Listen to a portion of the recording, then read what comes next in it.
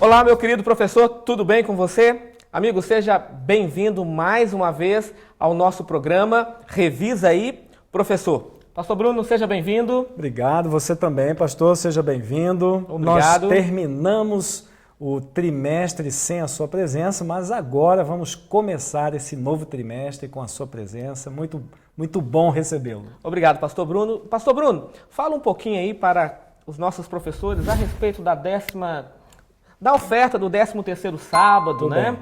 Para onde vai, como é que são os projetos? A gente comentou, né, no último programa que nesse trimestre a divisão que vai ser atendida é a divisão sul-asiática e ela só tem 3 países, o Nepal, Butão, Índia. Mas é muito populoso, né? Essa é a região mais populosa do planeta, né? E ali vão ter 11 projetos. Então, pastor, aqui a gente tem que ficar ligado no seguinte, o 13º sábado, ele é um 13º onde as pessoas estão viajando, estão de férias. Sim. Mas é importante a gente poder focar que 11 projetos numa divisão é muito arrojado. Então, se a gente puder ajudar, vai ser muito bom. Verdade. Então, professor, não concentre todas as suas forças no 13º sábado. A cada sábado, faça um apelo para que cada sábado possamos, né, ter aí um montante Já preparando, né? para que essas pessoas possam ser beneficiadas aí com a minha e com a sua oferta. Amém? E falando em amém, vamos orar ao nosso Deus. Nós sempre temos aqui mais um pastor convidado conosco. Esse trimestre nós vamos estar mudando um pouquinho aí. Temos uma convidada especial. Já já vocês terão a alegria de conhecê-la aqui conosco também, participando, dando aí algumas dicas para colaborar com você, professor, aí na sua igreja, na sua classe, para que eu e você possamos crescer cada vez mais. Então vamos orar. Hoje eu vou orar então, tudo bem, pastor? Tá bom, sempre é um convidado, sempre é um pastor Bruno, mas hoje eu gostaria de orar com você, com a sua igreja, para que Deus continue abençoando. Feche os seus olhos e ore conosco. Senhor Deus e Pai, nós te agradecemos por tudo. Obrigado pelo novo trimestre. Obrigado porque temos a alegria agora de estudarmos um tema de extrema importância sobre a educação cristã. Então, Pai, ilumina nossa mente, toque em nosso coração e que, de fato, este tema, essa lição, não fique apenas no papel, mas que possa ser algo real e vívido em nossas vidas. Que o Senhor também possa abençoar cada professor, cada diretor, secretário, os alunos da Escola Sabatina. Pois te pedimos essas bênçãos no nome de Jesus. Amém. Amém. Amém. Pastor Bruno, novo trimestre. Finalmente, vamos começar uma nova fase, mas a gente ainda recebe grandes dicas do pessoal lá da Novo Tempo, hein, pastor? É verdade. E hoje a dica é com o pastor Arilton de Oliveira. Pastor, qual é a dica de hoje? Você conquista o direito de ensinar quando prende a atenção exclusiva de seus alunos. Geralmente, você está ansioso para comunicar, porém seus alunos não estão sentindo o mesmo. Na verdade, a mente deles geralmente está ocupada com problemas. Sua primeira responsabilidade é conquistá-los. Jesus era um mestre em captar a atenção de seu público. Seu método favorito era uma história curta e bem contada. Lembre-se de que cada pessoa presta atenção naquilo que poderá solucionar seus problemas ou suprir suas expectativas. Uma boa abordagem é aquela centrada no viver diário. Por isso, o conteúdo da lição deve ser ilustrado com experiências da vida ou objetos do cotidiano. Professor, a dica de hoje é: use ilustrações do cotidiano. Mas cuidado, evite ideias estranhas ao conteúdo da lição. Ok. Obrigado, pastor Arilton, pela dica. Professor, está aí o recado, então coloque em prática. Aqueles professores que têm utilizado, pastor Bruno, eles nos dão os feedback, né? Legal, é muito importante. Legal. Pastor, é bom, eu aplico tanto na classe de professores quanto na igreja também. É possível, é viável. Legal, né? Que bom. Pastor Patrick, a lição desse sábado aí que a gente vai trabalhar, Sim. ele envolve educação e redenção. Sim. Ou seja, não é simplesmente falar de um tema abrangente, porque na cabeça do professor, educação pode ser um tema muito abrangente, muito genérico. Então, professor, lembre-se sempre que a direção é educação e redenção. Por isso, vale ressaltar os autores da lição. Autores? Essa lição ela não tem um autor, ela tem um grupo de autores, ou seja, são professores e educadores adventistas que foram selecionados aí em alguns países do mundo e eles então escreveram e prepararam essa lição. E por falar em professores e educadores, Pastor Patrick, o senhor tinha comentado, quem é que está chegando aí e vai ajudar a gente com relação a esse assunto? Olha aí, nós temos a doutora Jéssica. Opa, quem é? A doutora Jéssica vai estar participando conosco em 2 gravações. Ela é formada justamente na área da pedagogia e eu vou deixar que ela explique o melhor, né, quem é ela, de onde veio, a sua formação. Diga para nós aí, doutora Jéssica, conta para a gente um pouquinho sobre você. Meu nome é Jéssica Silva, sou pedagoga, psicopedagoga e pós-graduada em gestão e administração escolar. Ok. Doutora Jéssica, eu quero deixar 2 perguntas de extrema importância aqui, então, relacionada à lição. E, é claro, dentro da sua área também. Qual é a importância da pedagogia na educação? Qual a importância da pedagogia na educação? Então, falar de pedagogia e educação é muito importante no momento atual, sendo que a educação ela é muito mais ampla que a pedagogia. Porque a pedagogia, quando bem implementada, quando bem elaborada, ela pode romper paradigmas sociais. Logo, o Estado educa, a família educa, a religião educa. Sim, ok, obrigado. Agora, mais uma pergunta então. Como que o professor pode alcançar o seu aluno em uma classe? Sabemos que dentro de uma classe existem vários alunos, várias cabecinhas diferentes, né? Então eu sei que você fica numa sala de aula, mas na escola sabatina também estamos aí numa sala de aula, né? Porém estamos divididos aí em unidades de ação. Então me explica, Jéssica, como que nós podemos colocar isso em prática, né? Como que o professor pode alcançar cada aluno aí numa turma de 10 a 12 alunos, mais ou menos, que temos, né? Na lição da escola sabatina. Sim. Na verdade, o professor ele é um aluno que estudou na noite anterior. Ele pode partir de um diálogo, porque o que acontece? Quando o professor ele parte, quem é esse aluno? Quando ele parte de entender quem é esse aluno, o que ele busca, aí de fato ocorre a aprendizagem significativa. O objetivo da educação é que o aluno seja autônomo, crítico e reflexivo. Pastor Bruno e querido professor, nesse novo formato do Revisa aí, estamos no mesmo local, porém estamos mudando aí um pouco da didática, da apresentação da lição da escola sabatina. Por quê? Não vamos trabalhar com a lição de maneira completa. Então nós estamos aqui colocando alguns pontos importantes. A lição toda é importante, muito boa, né? mas a gente vai ressaltar justamente alguns pontos importantes aqui. Justamente, vamos aí. E o primeiro ponto importante, Pastor Bruno, que quando falamos aí do livro de Gênesis, quando falamos do Jardim do Éden, por incrível que pareça, mesmo usando aí uma nomenclatura cristã, há uma divergência muito grande. Por exemplo, Santo Agostinho já dizia que o livro de Gênesis, do capítulo 1 ao capítulo 11, Até o 11. é balela, é história para boi dormir. Professor, do Gênesis 1 até o 11, os católicos, de maneira geral, eles têm a linha de que é uma linguagem mais simbólica do que literal. Justamente. Tá? O primeiro ponto que a gente vai pegar é exatamente essa apresentação de Gênesis e a sua importância para os demais estudos. Tirando o capítulo 1, 2 e 3, eu já tenho um problema. Ué, qual é? Criação está fora. Pecado está fora. Redenção está fora.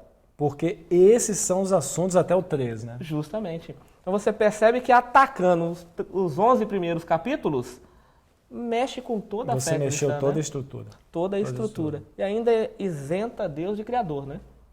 Você não apenas isenta, mas você neutraliza, né? Justamente. E você coloca o homem no lugar. Aí na década aí de 1840, né, a 1844, Charles Darwin também escreve o livro Origem de Todas as Espécies, onde também ele diz que nós, na realidade, viemos de uma mera evolução, um acidente cósmico, ou seja, neutralizando também o livro de Gênesis, né?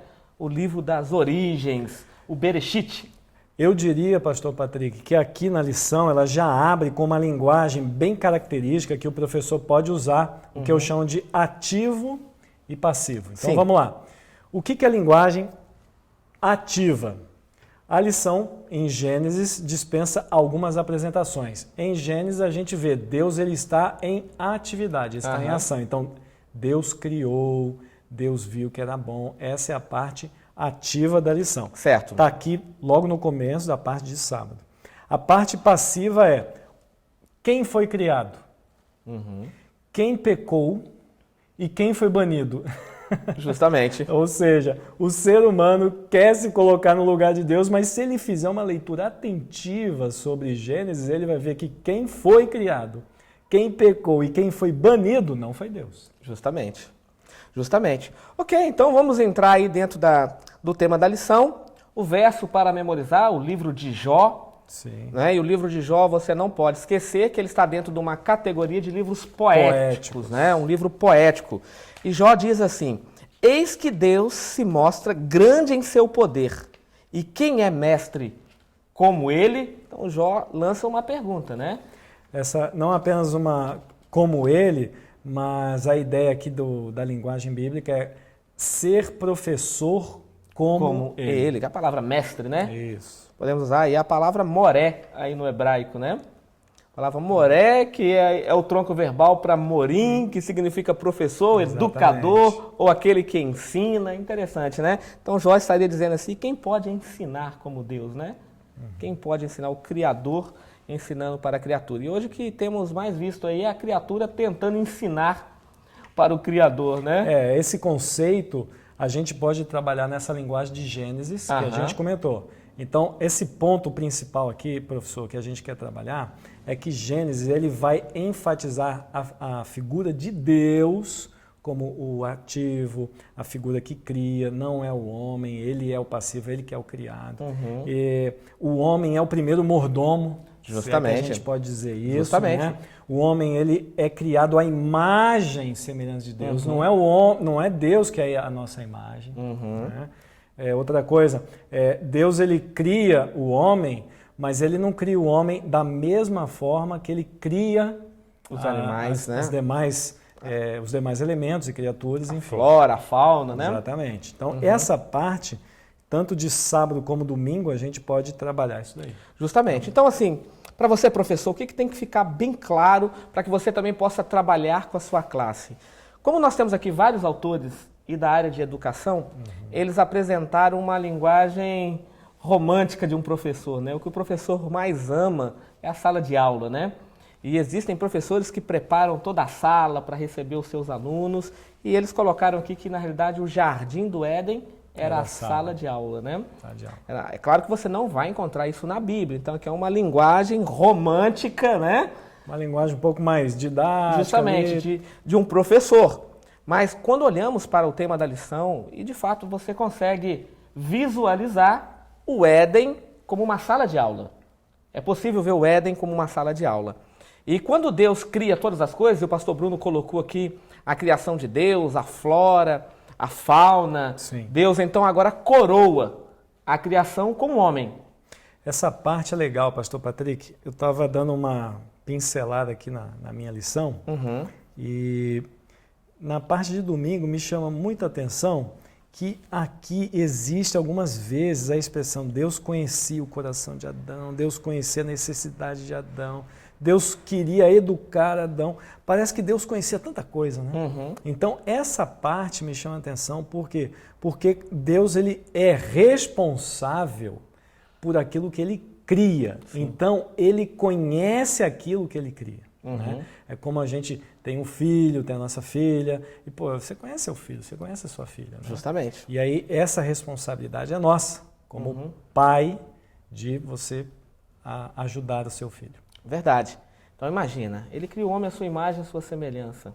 Ele planta o homem dentro do Jardim do Éden, a sua sala de aula. E ele dá algumas tarefas, né? E você percebe que Adão, essa fala, imagem e a semelhança é uma liderança compartilhada, ou uma liderança representativa, Legal, né? legal. Adão estava representando Deus no Éden. Legal. Então, ou seja, Adão ele tinha uma função de cuidar, mordomo, Isso. da criação de Deus. E o homem criado, ele não é criado à imagem e semelhança de Deus na parte estética, pura e simples, né? Que a gente pode até lembrar, né? Talvez, né? Deus também tenha 2 braços, 2 pernas, seja semelhante. Mas o ponto mais importante é que o homem, ao ser criado, ele não foi criado para ficar de bobeira. Ele foi criado com responsabilidade. Justamente. E essa é a imagem de Deus. Deus responsável. E aí ele concede uma liderança compartilhada, como eu disse, ou uma liderança representativa, né? Imagina que responsabilidade tinha Adão, né? E ele gosta tanto de Adão que a lição de domingo ela começa a falar que Deus cria para Adão alguns animais de companhia. Depois ele cria uma esposa, né? Justamente. Semelhante a ele, né? Eva. Então ele conhece que Adão ele também tem essa imagem de relacionamento. Sim. Né? Como Deus gosta de se relacionar, Adão e Eva gostam de se relacionar. É verdade. Agora, um outro detalhe, pastor Bruno e querido professor, quando olhamos para a lição de segunda-feira, temos aí algumas contrafações, né? Vamos lá. Você tem Gênesis capítulo 1, tudo perfeito. Tudo certinho. Gênesis capítulo 2, até o verso final ali, perfeito, né? Deus cria o homem, Deus cria a mulher, Deus celebra o primeiro casamento, né? Sim.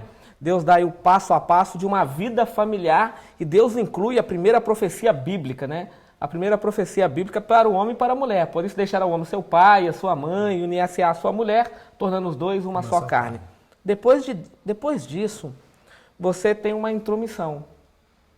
Você tem a agora parte que fala da serpente e um adjetivo assim que você não via na Bíblia. Né? Você tem uma maldade, né? Você tem uma sutileza, justamente, mas não no sentido bom da palavra. Porque a gente precisa ser sutil também no sentido bom, mas aqui é no sentido maléfico, negativo. Exatamente. Justamente. Então, o capítulo 1 e o capítulo 2 de Gênesis, você tem a criação da desordem para a ordem. Deus coloca tudo em ordem. Agora, quando chega em Gênesis capítulo 3, essa ordem é ferida. Ela é quebrada. E o título da lição é intromissão. Exatamente. Deus havia orientado o homem e a mulher que eles não deveriam comer do fruto. Esse aspecto, pastor, não me parece apenas ser um aspecto binário, né? Isso é isso e acabou. Isso aqui tem um aspecto moral, professor. Então, quando Deus ele fala para o homem exercer domínio próprio para uma fruta, no caso foi uma fruta, né? Essa fruta aqui você não vai comer. Então, esse domínio próprio envolve aspectos morais com relação à sua liberdade de escolha. O que é liberdade de escolha? É um aspecto moral do ser humano. O homem foi criado assim. Justamente. E agora é interessante que nós olhamos para Gênesis 1, 7 vezes Deus declara, é bom. E viu Deus que era bom. E o número 7 representa perfeição. Ou seja, tudo estava perfeito. Tudo bonitinho, tudo em ordem, né? Saiu da desordem para a ordem, mas aí você entra no capítulo 3. E aí você tem agora Satanás. Ele encarna numa serpente. Isso é importante, professor, você ressaltar isso, que a primeira sessão espírita que temos na Terra é dentro do Éden. Satanás, ele encarnou na serpente, ele não se transformou numa serpente, ele encarnou nela. E ele trabalhou de tal maneira para que Eva pudesse ser ludibriada. Tentando trabalhar com a inocência de Eva. Justamente. Eva repete as palavras de Deus. Aqui é uma coisa que a gente pode discutir bastante, a lição dá essa perspectiva. Como no ambiente perfeito, Eva não consegue ter argumentos perfeitos, né? Ou seja, ainda existe campo para o perfeito se aperfeiçoar. Justamente. E aí a gente pega a lição de terça e de quarta. A gente pode juntar. Podemos juntar essas duas lições, né?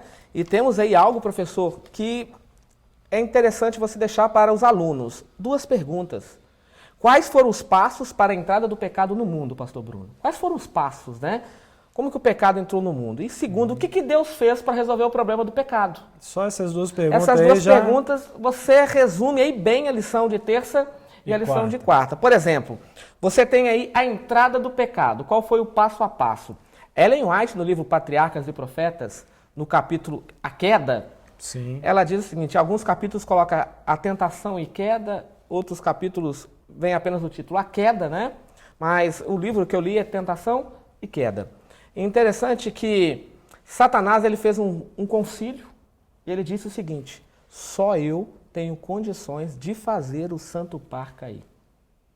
Então, ou seja, quando ele se reúne para fazer o homem e a mulher na sua mente caírem, qual era a ideia dele? Só eu tenho condições.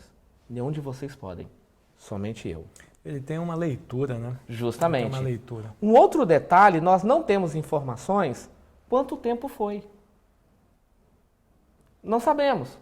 Sim, desde o momento que o homem foi criado até o momento da sua queda, Não temos nenhuma informação a respeito disso, é só né? especulação. Justamente, de Gênesis 3 para o capítulo 4, ou de Gênesis 2 para o capítulo 3, pode ser um intervalo aí Enorme. enorme. Nós não temos noção, ok? Nem luz a respeito disso. Que vier é opinião, pressuposição. é pressuposição. Justamente. Mas ok, o que ele fez? Ele passou a estudar o casal.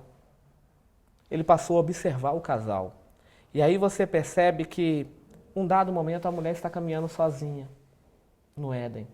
Ela foi criada para ser companheira. Ela foi criada para ser auxiliadora. E essa expressão, não pense que eu e o pastor Bruno aqui estamos colocando algo machista.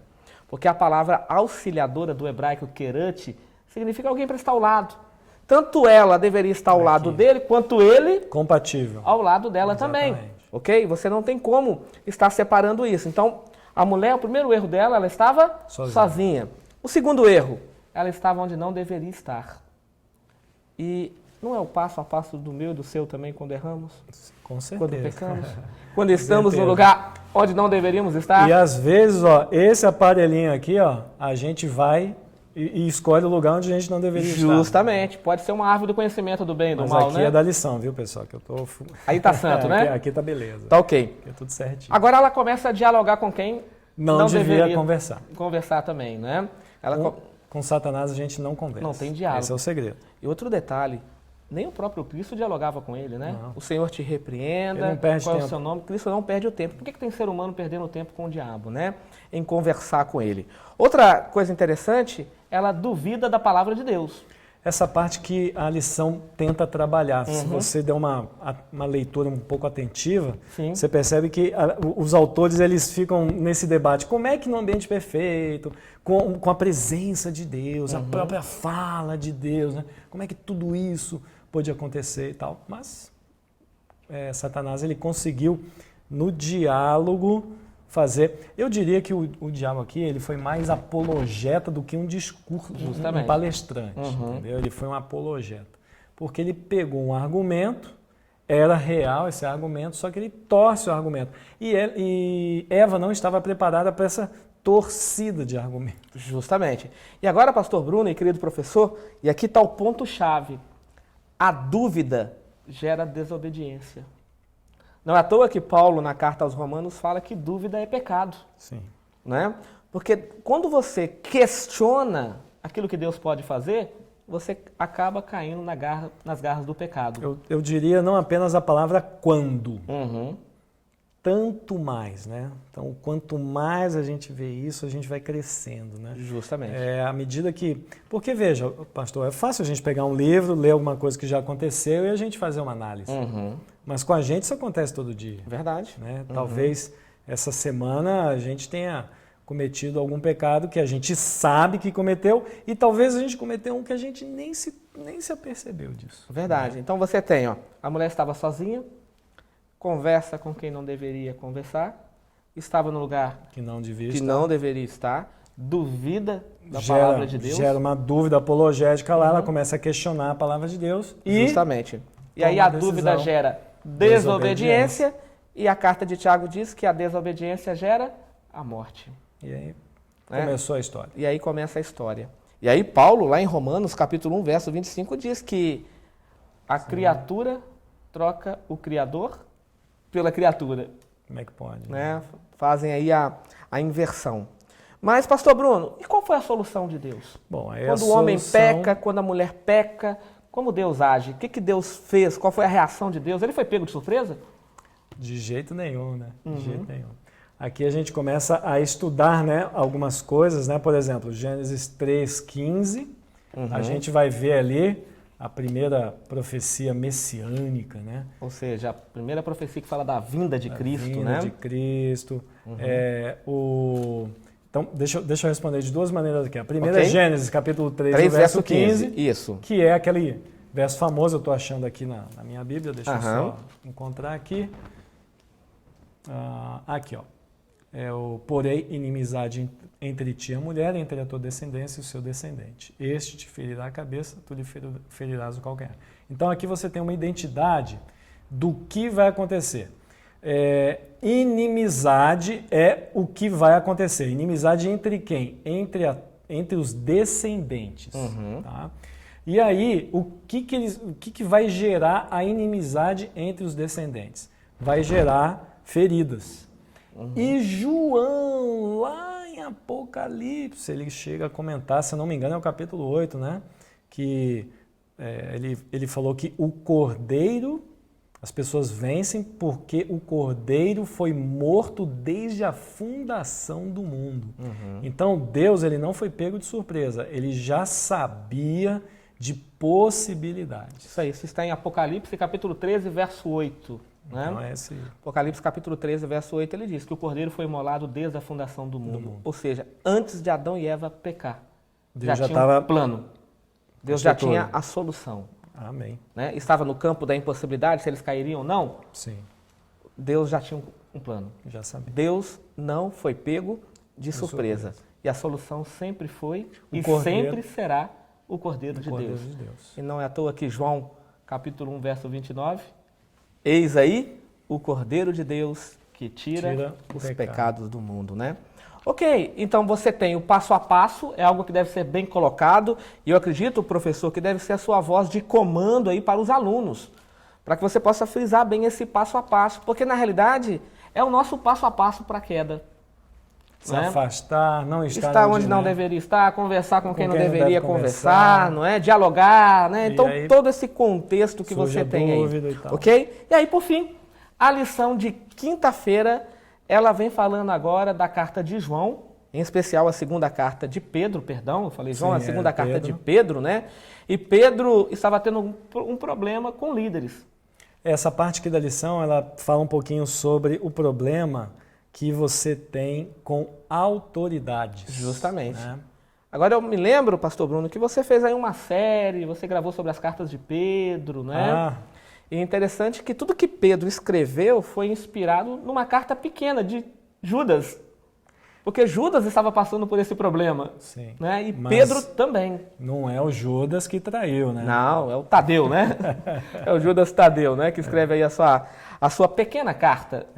Essa parte da autoridade aqui, o professor, é o terceiro ponto que a gente vai concluir a nossa lição. Você pode trabalhar com essa questão de autoridade. Por quê? Porque a autoridade pressupõe uma necessidade e um dever. O dever de cumprir com a responsabilidade ou suprir a necessidade. Sim, sim. Aí é óbvio que na igreja você existe necessidade, tem necessidades e, óbvio, alguém vai ter alguma autoridade para tentar administrar aquela necessidade. Dentro de casa, do casamento, no emprego e dentro da própria palavra de Deus. A gente pode cuidar da palavra de Deus do jeito que a gente quer, pastor? Claro que não. A igreja pode pregar a palavra de Deus do jeito que ela quer? Sabe o que é interessante? Estou fazendo meu ano bíblico. Eu até acabei já esse ano, eu leio entre 3, 4, 5 capítulos aí mais ou menos por dia, e agora eu voltei marcando a Bíblia. Estou estudando e estou no livro dos Salmos. E Davi diz assim, Senhor, me dê humildade para reverenciar a sua palavra. Senhor, me ajude a entender o Senhor na beleza da sua santidade. Senhor, me ajude a buscá-lo de madrugada. Então você percebe que o que Davi estava pedindo para Deus? Senhor, eu quero ter momentos de reverência na tua presença. É uma conexão. Eu quero uma conexão contigo. Eu não quero que nada sirva como ruído de comunicação, que nada venha roubar a minha atenção de ti. Então, interessante, né? Essas orações que Davi faz no livro dos Salmos. Que é o contraste com 2 Pedro, capítulo 2. Porque aqui no verso 1, né, o apóstolo Pedro aqui está falando, olha, cuidado com os falsos profetas, com os falsos mestres, porque eles vão trazer heresias. Aí, mas o que tem a ver com o salmo? Ué, o salmista não quer estar em conexão com Deus? Se você está em conexão com Deus, o que você ouve de Deus? A sua voz, a sua palavra. Quando você fala sobre heresia, é exatamente o quê? Aquilo que não é igual à palavra de Deus. A pessoa ela pega a palavra de Deus e dá uma torcida ali. Falando nisso, pastor Bruno, talvez venha a indagação no coração do professor e do aluno. Mas por que a lição fala de Satanás, a intromissão, e agora a lição fecha com os falsos profetas, com os falsos líderes de igreja? Sim. Sabe por quê, professor? Quando você torce a palavra de Deus, você está corroborando com a antiga serpente. A mesma estratégia. A mesma estratégia. Aquilo que ele fez no Jardim do Éden é que muitos líderes, infelizmente, têm feito com a palavra de Deus. Então é isso que tem que ficar aí bem claro na sua classe. Tudo bem? Beleza. Fechamos aqui? Podemos concluir. Ok? Professor, que Deus te abençoe. Que Deus use você aí na sua classe, em sua igreja. Algumas igrejas ainda estão passando a lição geral por causa do contexto de pandemia. Outras estão online. Ok? Mas o fato é, você é um professor e que Deus o use cada vez mais. Amém. Vamos orar? Posso orar então, Claro, pastor? com certeza. Oremos então. Senhor nosso Deus, amado Pai, obrigado porque a Tua palavra orienta, ilumina, nos aquece e, acima de tudo, nos educa constantemente. Amém. Nesse momento queremos pedir uma bênção sobre os professores, os alunos, para que a nossa escola sabatina possa ter um bom desenvolvimento, Sim, um bom crescimento e o seu nome ser louvado. Por favor, nos acompanhe, esteja com a nossa família, os nossos queridos. É o que te pedimos e agradecemos em nome de Jesus. Amém. Amém. Ok, pastor Bruno, e nós temos que deixar aquele recadinho, né? Qual é o recadinho? Um recadinho. Eu estudo a lição. E você?